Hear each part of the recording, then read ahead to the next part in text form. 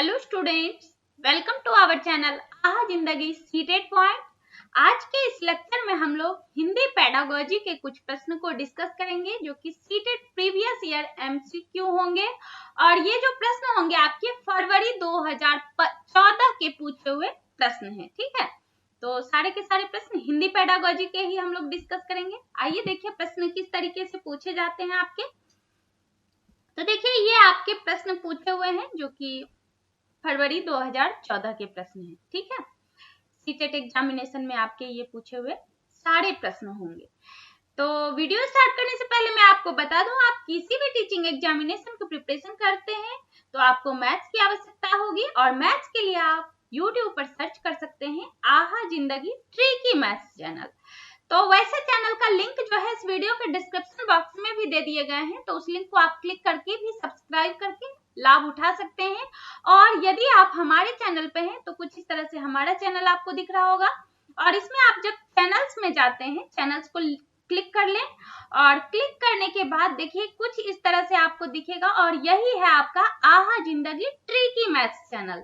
इस चैनल के प्लेलिस्ट को विजिट करते हैं तो आपको सारे टॉपिक वाइज कवर किए गए हैं। साथ ही आपके 11 बजे से लाइव क्लास डेली लिए जाते हैं और प्रीवियस ईयर पेपर सीटेड के देखिए यहाँ पे प्लेलिस्ट आपको मिल जाएंगे, यहाँ से आप उठा सकते हैं लाभ। ठीक है, तो जिनको आवश्यकता हो मैथ्स की तो मैथ्स के लिए आप आहा जिंदगी ट्रिकी मैथ्स चैनल को सब्सक्राइब करके लाभ उठा सकते हैं। आइए देखिए हम लोग डिस्कस करते हैं प्रश्न को। पहला प्रश्न हमारा है देखिए होता क्या है 97 से पहले 90 से स्टार्ट होते हैं आपके हिंदी के प्रश्न, जिसमें कि आपके गद्यांश पूछे जाते हैं, पद्यांश पूछे जाते हैं। तो जिसमें कि और हम लोग पेडागोजी सेक्शन को सिर्फ डिस्कस कर रहे हैं तो 97 क्वेश्चन से स्टार्ट आपके होते हैं पेडागोजी। चलिए देखिए, तो कभी 97 से होते हैं, कभी 106 से होते हैं, ये सीटेट के हिसाब से बदलते रहता है अपना, उनकी मर्जी। उच्च प्राथमिक स्तर पर भाषा शिक्षण का सर्वोपरि उद्देश्य है। क्या है उद्देश्य? पहला ऑप्शन आपको दे दिए गए हैं, विभिन्न साहित्यिक विधाओं का गहनतम ज्ञान प्राप्त करना। दूसरा जो है सरसरी तौर पर तीव्र गति से पढ़ना। तीसरा ऑप्शन है भाषा के सौंदर्य शास्त्र से परिचय। चौथा ऑप्शन है निजी अनुभवों के आधार पर भाषा का सृजनशील इस्तेमाल। ठीक है, ये चार ऑप्शन हमें दे दिए गए हैं।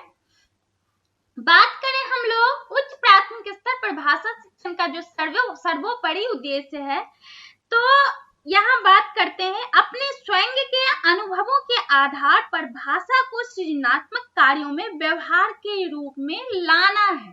ठीक है, राइट आंसर हमारे क्या बन जाते हैं? ऑप्शन नंबर 4 है ये जो आपके सर्वोपरि उद्देश्य निजी अनुभवों के आधार पर भाषा का सृजनशील इस्तेमाल। ठीक है, क्वेश्चन नंबर 98। क्वेश्चन नंबर 98 आपसे पूछे जा रहे हैं, सुनी पढ़ी और समझी हुई भाषा को सहज और स्वाभाविक लेखन द्वारा अभिव्यक्त करने की क्षमता का विकास करने में निम्नलिखित में से कौन सहायक है? चार ऑप्शन है, सुनी देखी पढ़ी घटना को अपने शब्दों में लिखित रूप में अभिव्यक्त करना, मेरा प्रिय विद्यालय विषय पर निबंध लिखना, औपचारिक पत्र लिखना, किसी पढ़ी हुई कहानी को संक्षेप में लिखना। ठीक है, देखिए लेखन द्वारा अभिव्यक्त करने की क्षमता का विकास सुनी देखी पढ़ी हुई घटनाओं को अपने शब्दों में व्यक्त करने से क्या होता है? अत्यधिक तेजी से होता है। राइट आंसर हमारे क्या हो जाते हैं? ऑप्शन नंबर 1 हमारे आंसर बन जाते हैं।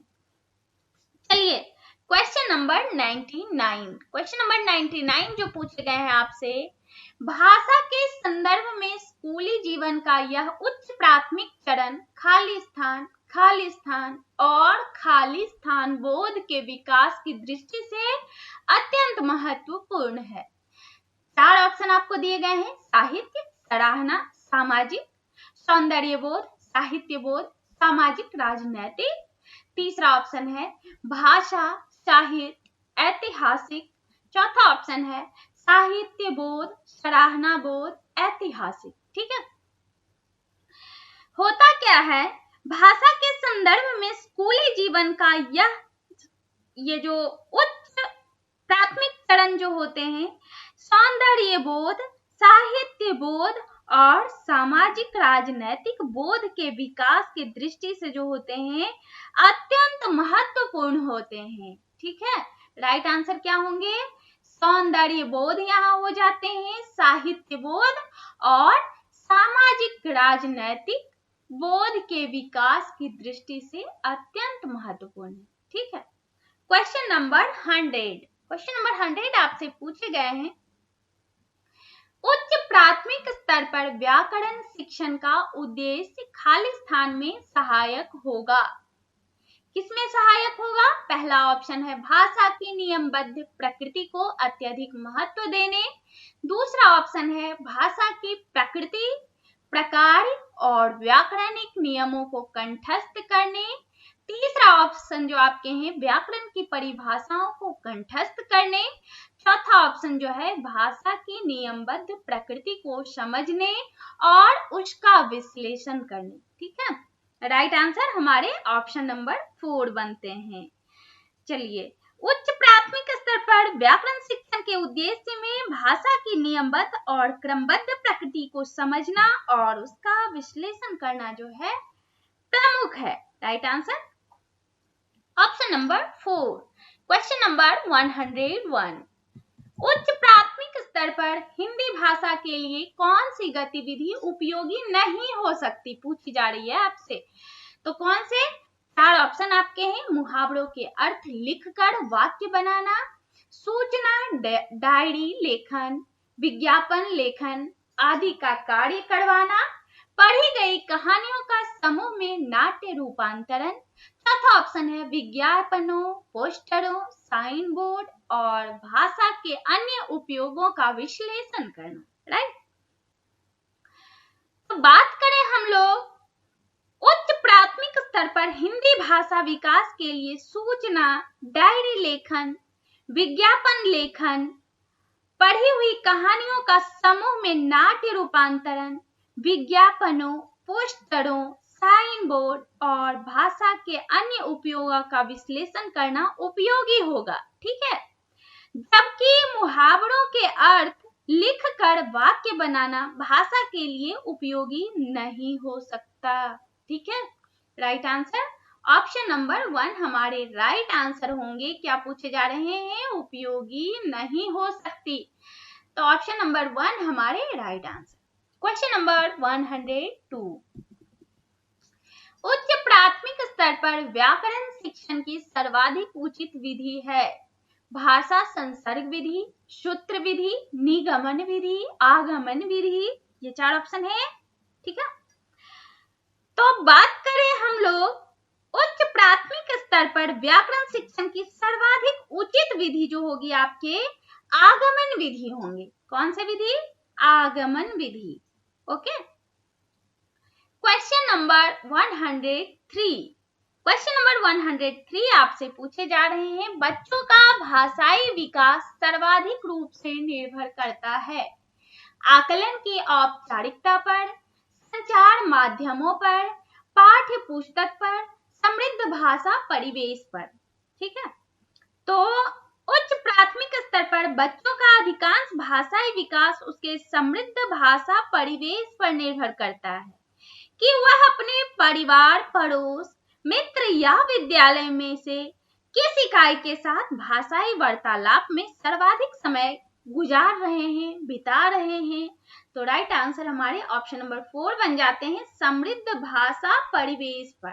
ठीक है, क्वेश्चन नंबर 104, क्वेश्चन नंबर 104 जो पूछे जा रहे हैं, उच्च प्राथमिक स्तर पर यह जरूरी है कि बच्चे, पहला ऑप्शन है भाषा के आकलन के लिए की जाने वाली सभी गतिविधियों में समान रूप से हिस्सा लें, दूसरा ऑप्शन है भाषा का अतिरिक्त अभ्यास करें और परियोजना कार्य में इंटरनेट का प्रयोग करें, तीसरा ऑप्शन है समाचार पत्र में छपी किसी खबर, लेख या कही गई बात का निहितार्थ समझ सकें, चौथा ऑप्शन है अपनी पाठ्य पुस्तक के सभी पाठों का अभ्यास कर सकें। ओके, ये 4 ऑप्शन हमें दे दिए गए हैं, तो क्या जरूरी है? बात करें यदि कोई बालक किसी अखबार, मैगजीन या अन्य पुस्तक के माध्यम से इस बात को समझ लेता है कि उसमें लिखा लेख क्या संदेश दे रहा है या उसका क्या आशय है, तो ऐसा बालक उच्च प्राथमिक स्तर की योग्यता दर्शाता है, क्योंकि उच्च प्राथमिक स्तर पर पढ़ने वाले बालकों की यह एक अनिवार्य योग्यता है। ठीक है, राइट आंसर क्या बन जाते हैं? Option number third. Question number 105। भाषा सीखने का अर्थ उस भाषा की खाली स्थान सीखना भी है, क्योंकि भाषा किसी भी खाली स्थान का अभिन्न हिस्सा होता है। ऐतिहासिकता, इतिहास, संस्कृति, संस्कृति, ठीक है, और दूसरा है बारीकी, व्याकरण, तीसरा है नियमबद्धता और व्याकरण। ठीक है, भाषा सीखने का अर्थ उस भाषा से है, उस भाषा की संस्कृति सीखना है। क्या पूछा जा रहा है? भाषा सीखने का अर्थ उस भाषा की संस्कृति सीखना भी है, क्योंकि भाषा जो है किसी भी संस्कृति का एक अभिन्न हिस्सा होता है। ठीक है, राइट आंसर हमारे ऑप्शन नंबर 2। ठीक है, क्वेश्चन नंबर 106। कक्षा 8 के बच्चों के लिए साहित्य का चयन करते समय आपके लिए क्या जानना सर्वाधिक जरूरी है? बच्चों के भाषा प्रयोग का स्तर, अच्छे साहित्य के प्रकाशक लेखक, बच्चों की भाषिक पृष्ठभूमि, बच्चों की मनोवैज्ञानिक विशेषताएं और भाषा प्रयोग की क्षमता। ये 4 ऑप्शन है। ठीक है, तो यहाँ हम लोग बात करेंगे बच्चों की मनोवैज्ञानिक विशेषता एवं भाषा प्रयोग की क्षमता ही उसको साहित्य का चयन करने में सहायता करती है। ठीक है, राइट आंसर ऑप्शन नंबर 4 हमारे आंसर बन जाते हैं। Question number 107। नाटक, सिनेमा, परिचर्चा, वाद विवाद आदि बच्चों की खाली स्थान व स्वाभाविक खाली स्थान एवं खाली स्थान प्रतिक्रिया व्यक्त करने की क्षमता का विकास करने में मदद करते हैं। देखिए, नाटक, सिनेमा, परिचर्चा, वाद विवाद, ये सब जो हैं बच्चों की स्वतंत्र और स्वाभाविक मौखिक एवं लिखित प्रतिक्रिया व्यक्त करने की क्षमता का विकास करने में मदद करते हैं। क्या हो जाएंगे? यहाँ देखिए आपके स्वतंत्र हो जाएंगे, यहाँ आपके हो जाएंगे मौखिक एवं लिखित। Right answer option number 1। Question number 108। हमारे अनुभवों को आकार देने में भाषा की महत्वपूर्ण भूमिका होती है। इसका शैक्षिक निहितार्थ यह है कि भाषा की कक्षा में डायरी लेखन पर जोर दिया जाए ताकि लेखन परिपक्व बन सके। दूसरा ऑप्शन है बच्चों को विविध संदर्भों में अनुभव करने, विविध अनुभवों से स्वयं को जोड़ने के अवसर दिए जाएं। तीसरा ऑप्शन जो है सदैव अनुभवों पर बातचीत की जाए। चौथा ऑप्शन है अनुभवों का लेखन कार्य बढ़ाया जाए। ये 4 ऑप्शन आपको दे दिए गए हैं। बात करेंगे बच्चों को विभिन्न संदर्भों में अनुभव करने, विभिन्न छोटे बड़े अनुभवों से स्वयं को जुड़ने के अवसर देने पर भाषा की कुशलता पर अत्यधिक प्रभाव पड़ता है और वे जो है निरंतर भाषा की पकड़ पर अपना अधिकार जमा सकते हैं। ठीक है, राइट आंसर ऑप्शन नंबर 2। बार बार मैं अवसर की बात करती हूँ। ठीक है, बच्चे को जहां अवसर दिए जा रहे हैं आंसर का 90% चांस बनते हैं। Question number 109। मुदिता 8वीं कक्षा में हिंदी भाषा पढ़ाती है। कविता के भाव के बारे में बातचीत करते समय आप उन्हें किस बात के प्रति सचेत रहने की सलाह देंगे? कविता को गद्य में परिवर्तित करवाने वाली गतिविधि कविता शिक्षण का अनिवार्य पक्ष है। कविता की भाषा, व्याकरण पर विशेष बल दिया जाए। कविता में अलंकार, रस पर विशेष बल दिया जाए। कविता का एक निश्चित भाव अर्थ नहीं हो सकता। ठीक है, देखिए, किसी भी कविता का एक जैसा भाव नहीं होता, बल्कि सभी अलग अलग भाव की ओर केंद्रित होती है। किसी में देशभक्ति का भाव है, तो किसी में करुण है, तो किसी में श्रृंगार रस होगा, श्रृंगार रस का भाव होगा। और प्रत्येक की संरचना रचना जो होती है अलग अलग होती है। राइट आंसर ऑप्शन नंबर 4 होंगे। कविता का एक निश्चित भाव अर्थ नहीं हो सकता। Question number 110। हिंदी भाषा का आकलन करते समय पोर्टफोलियो बच्चों के बारे में यह बताता है कि पोर्टफोलियो काफी इंपॉर्टेंट प्रश्न है। ठीक है, चलिए, पोर्टफोलियो के बारे में जानना बहुत ही जरूरी है। सीटेट की एग्जामिनेशन के लिए आप फॉर्म फिलअप किए हैं तो चलिए, पहला ऑप्शन है उनके प्रगति में माता पिता की भूमिका कैसी है। उनकी प्रगति में शिक्षकों की भूमिका कितनी है, वे क्या जानते हैं, क्रमशः उनकी प्रगति किस प्रकार हो रही है। ठीक है, तो बात करेंगे किसी बालक का जो है पोर्टफोलियो, उसके बारे में यह बताता है कि क्रमशः उसकी प्रगति किस प्रकार हो रही है। ठीक है, पोर्टफोलियो क्या बताता है, क्रमशः उनकी प्रगति किस प्रकार हो रही है। Right answer option number 4। Question number 111 आपसे पूछे गए कि साहित्यिक विधा को पढ़ाते समय आप सस्वर पठन पर अनिवार्यतः बल देंगे। आत्मकथा, एकांकी, जीवनी, यात्रा वृतांत। तो यहाँ बात करें एकांकी जो है, एकांकी विधा में विभिन्न पात्रों का अहम योगदान होता है। जब एकांकी को पात्र के अनुसार पढ़ा जाता है तो उसका जो है स्वस्वर पठन करना होता है और उसका स्वस्वर पठन करना होता है, जबकि जीवनी या आत्मकथा या यात्रा वृतांत में ऐसा नहीं होता है।